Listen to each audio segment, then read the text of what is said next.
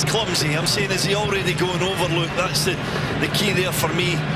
There's no doubt Piet's legs outstretched. Welcome to Instant Replay, presented by Cheez-Its for MLS Week 29. I'm Andrew Wiebe with Charlie Davies. As always, a lighter week, Charlie. 2 words, though. Let's go!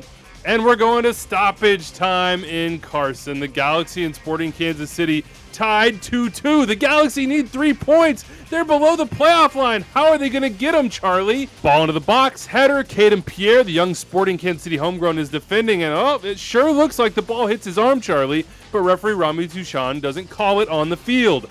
VAR, Caroline Chenard, who did a great job last week, we highlighted, gets in Touchon's ear. She says, hey, go to the board and you're going to see a clear and obvious error. Rami Touchon goes to the board and he sees that clear and obvious error and he calls a handball. And it feels harsh, Chuck, but that's a handball by the laws. It feels harsh.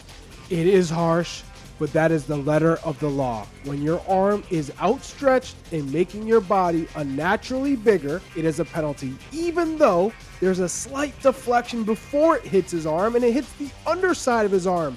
Either way, if the arm is outstretched away from your body, it is a handball. Now, the old rules, this is not a penalty because of that deflection, but well done by the VAR official. Slightly less well done by Chicharito on the PK attempt, but we'll save that whole story for a different piece of content. You might want to check out Extra Time on Tuesday. Let's talk Seattle penalty shouts. They felt hard done by, Charlie, after that Eric Williamson one that we said was embellishment but was called in-game in that loss to Portland. Well, what do we think about these two? First one we're looking at, 37th minute, Albert Rusnak wants a penalty after he sort of gets sandwiched in the box. Silvio Petrescu does not call it on the field, and Kevin Stott, the VAR, says no clear and obvious error here, no PK is called. Do you agree with this interpretation? I do agree with this interpretation. I thought they did a good job of calling this a no foul. In my opinion, the defenders did converge on him, but he wasn't going to get to that ball, and I think it was just a physical play at the right moment and the right time. Yeah, there's a coming together here, and you can see some feet get tangled up, but I'm with you, Charlie. I think on the balance of things, this is not a PK in my opinion, certainly not a clear and obvious error to be rectified. But I got to ask you a tough question on this 73rd minute Freddie Montero PK. It was called by Petrescu, and Charlie, that looks like I don't know if I want to go full dive here, but I'm going 100% embellishment. I do not see any contact whatsoever by the feet. The only contact I see is just that little bit of arm into the chest of Montero, which definitely has not taken him down in that manner. Charlie, it was called on the field. I don't think you can reverse it because there is that little bit of contact with the arm, but this, for me, is not a penalty. Desperate times call for desperate measures. I've been in Montero's shoes. This is a dive. This is 100% embellishment. There is contact, but ever so slight, not enough to dive. And editor Phil, as you always do, let's highlight that dive. Look at the leg.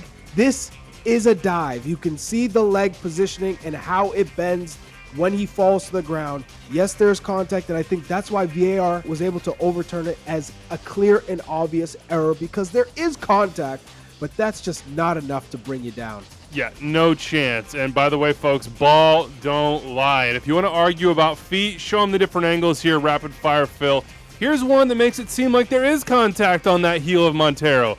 Look at this one. It's an optical illusion. It's not even close. It's just the contact up top with the hand.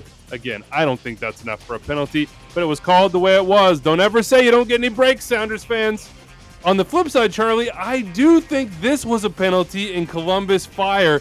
Game ended scoreless, but in the 70th minute, sure looks to me like Luis Diaz earned a penalty in the box. Rafael Chihos comes in with the tackle, and you see the ball sort of follow where logically you would think it goes if he got contact, and I'm sure that's what referee Ismir Pekmic thought, as well as VAR Jair Marufo.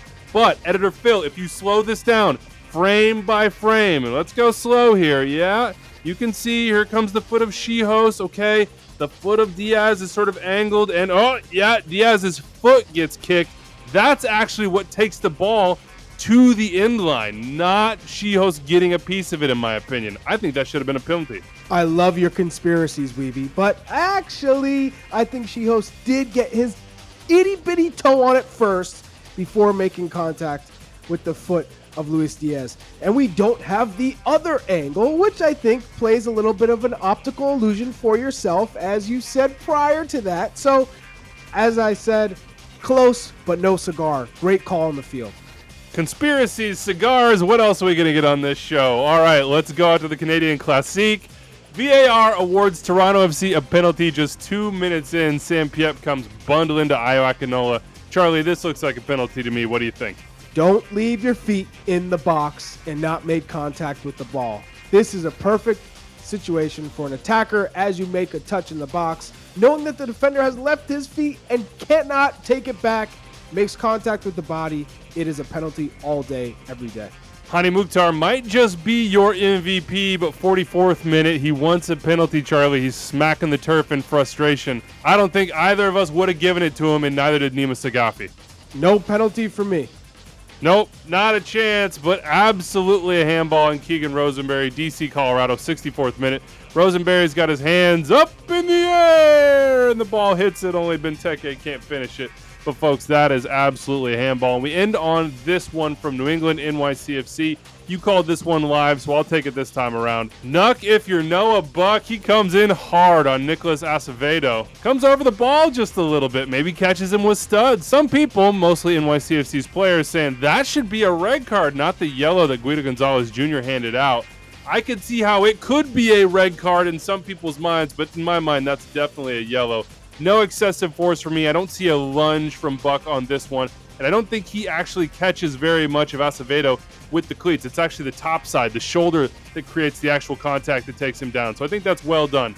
Yellow card on Noah Buck on that play. All right, that's it for us. If you see something, say something. Our Twitter handles are right there below. I'm always down to argue refereeing with you on Twitter. Big thank you to our producer and editor, Phil Levanco. He does the lion's share of this work. We just get on YouTube and act like we're real referees. For Charlie Davies, I'm Andrew Wiebe. We'll see you next time.